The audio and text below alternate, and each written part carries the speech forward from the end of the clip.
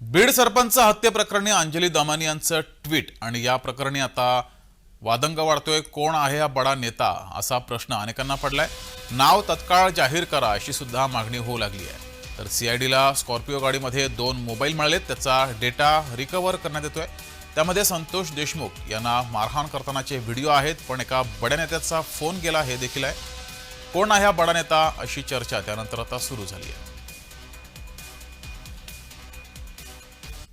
Disturbing झालंय की असं इतकी मारहाण करताना जर कोणी व्हिडिओ घेत असेल तर अतिशय अक्षरशः दुर्दैवी नाही, क्रूर असं हे कृत्य झालंय।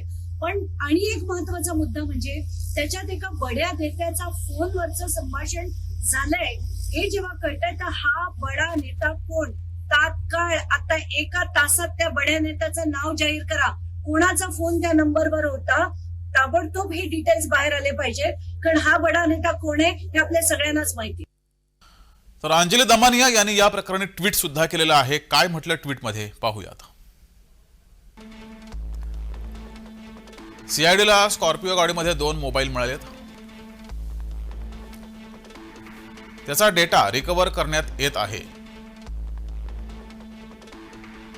त्यामध्ये संतोष देशमुखांना मारहाण करतानाचे व्हिडिओ आहेत,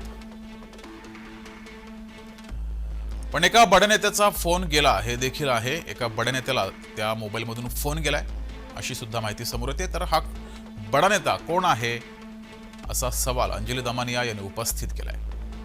या बड्या नेत्याचं तत्काळ नाव जाहीर करा असं सुद्धा अंजली दमानिया यांनी म्हटलंय।